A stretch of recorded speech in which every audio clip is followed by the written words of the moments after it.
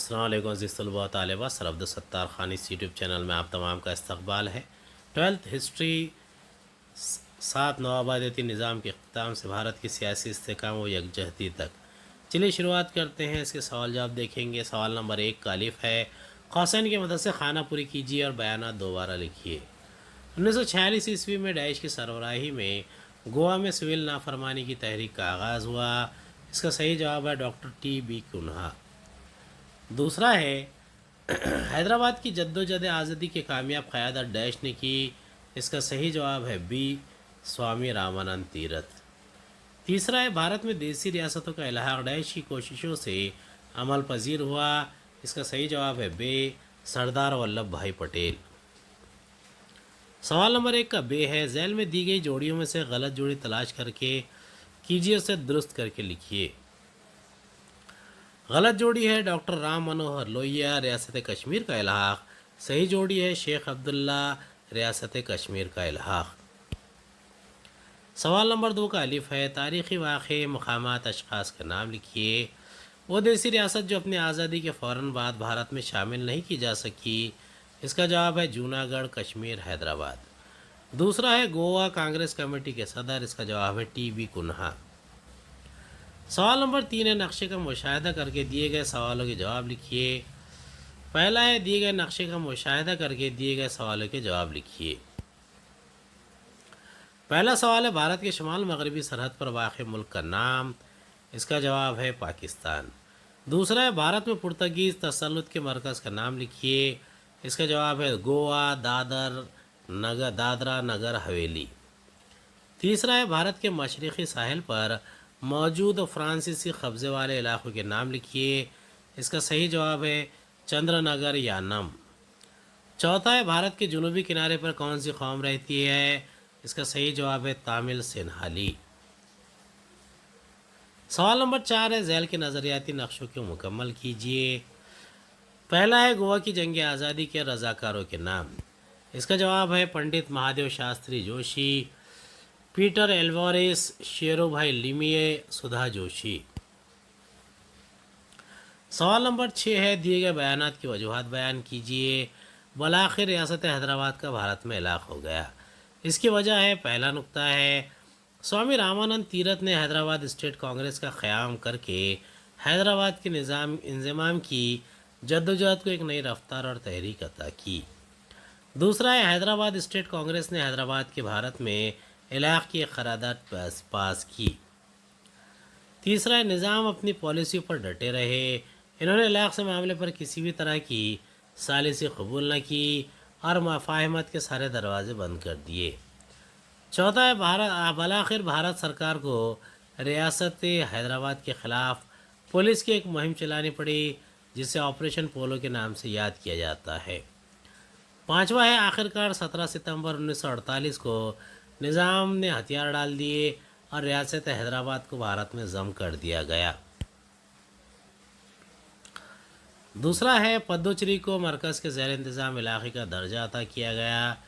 اس کی وجہ ہے، پہلا نقطہ ہے، پدوچیری کے حالات کا گہرائی سے مشاہدہ کرتے ہوئے بھارتی حکومت نے فرانسیسی حکومت سے ان کے قبضے والے بھارتی علاقے چھوڑ دینے کی سخت انداز میں مانگ کی۔ دوسرا، جون 1948 میں ان دونوں حکومتوں کے مابین دو طرفہ معاہدہ طے پایا۔ اس طرح پدوچیری کے مسئلے کو بات چیت، حکومتی اقدامات اور عوامی تحریکوں کے ذریعے حل کرنا ممکن ہوا۔ تیسرا ہے، قانون ساز اسمبلی اور میونسپل کارپوریشن میں الحاق کی حمایت میں ووٹ ڈالے گئے۔ اس طرح 1 نومبر 1954 کو بھارت کے فرانسیسی نوآبادیوں کو بھارت میں ضم کر لیا گیا۔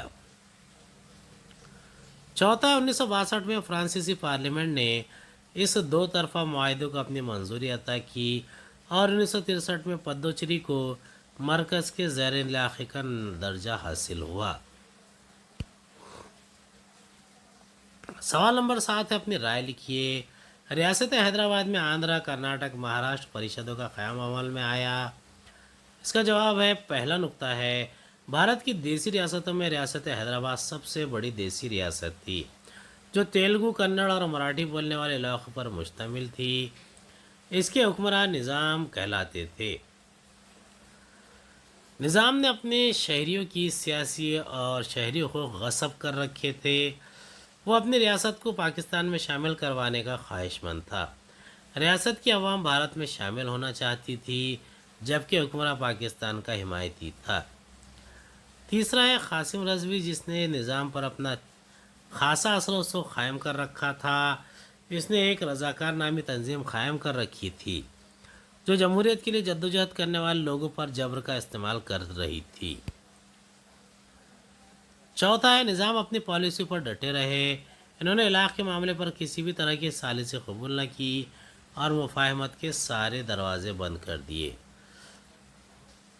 پانچواں ہے نظام کی ظالمانہ روش کا مقابلہ کرنے کے لیے لوگوں نے بہت سی تنظیمیں قائم کر رکھی تھی، جن میں تلنگانہ کی آندھرا پردیش، مراٹھواڑہ میں مہاراشٹر پردیش اور کرناٹک میں کرناٹکا پردیش شامل تھی۔ سوامی رامانند تیرتھ نے ان تینوں تنظیموں کے وفادار ممبروں کو ساتھ ملا کر ماہرانہ انداز سے حیدرآباد کی تحریک آزادی کی قیادت کی۔ ساتواں، انہوں نے حیدرآباد اسٹیٹ کانگریس کا قیام کر کے حیدرآباد کے انضمام کی جدوجہد کو ایک نئی رفتار اور تحریک عطا کی۔ دوسرا سوال ہے گوا میں پرتگیزوں کی حکومت 1962 تک باقی رہی۔ اس کا جواب ہے، پہلا نقطہ ہے بھارت میں برطانیہ، فرانس، پرتگال اور ہالینڈ کی نوآبادیات قائم تھی۔ دوسرا ہے نوآبادیاتی نظام کے اختتام پر سب سے پہلے برطانوی حکومت کا اختتام عمل میں آیا۔ بھارت 15 اگست 1947 کو آزاد ہوا۔ اس وقت بھارت میں بہت ساری دیسی ریاستیں موجود تھیں جن پر موروثی حکمراں برطانوی اقتدار کے خلاف کے زیر اثر حکمرانی کر رہے تھے۔ تیسرا، ہندوستان کے پہلے نائب وزیر اعظم اور وزیر داخلہ سردار ولبھ بھائی پٹیل نے ان دیسی ریاستوں کے حکمرانوں کو اپنی ریاستیں بھارت میں شامل کرنے کے لیے رضامند کرنے اور بھارت کے سیاسی اتحاد کو ممکن بنانے کی کامیاب کوشش کی۔ ان کی جان فشانی کی وجہ سے بھارت کا سیاسی اتحاد ممکن ہو سکا۔ چوتھا نقطہ، ایسی توقع کی جا رہی تھی کہ بھارت کی آزادی کے بعد پرتگیز بھی اپنے علاقے بھارت کے سپرد کر کے چلے جائیں گے، مگر ایسا نہیں ہوا۔ پانچواں نقطہ ہے مقامی لوگوں میں ان سامراجی ممالک کے خلاف بے چینی موجود تھی۔ آزاد بھارت کے رہنما اور مقامی رہنماؤں کے رابطے قائم ہوئے اور انہوں نے گوا کو آزاد کرانے کی مہم کا آغاز کیا۔ 1928 میں ممبئی میں گوا کانگریس کمیٹی کا قیام عمل میں آیا۔ اس کمیٹی کے صدر ڈاکٹر ٹی بی کنہا تھے۔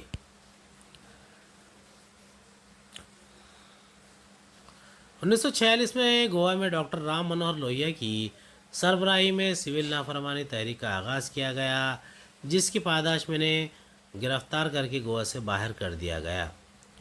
ساتواں نقطہ، اس کے علاوہ doctor T B Kunha, Purushottam Kakodkar, doctor Ram Hegde, doctor P شروڑکر،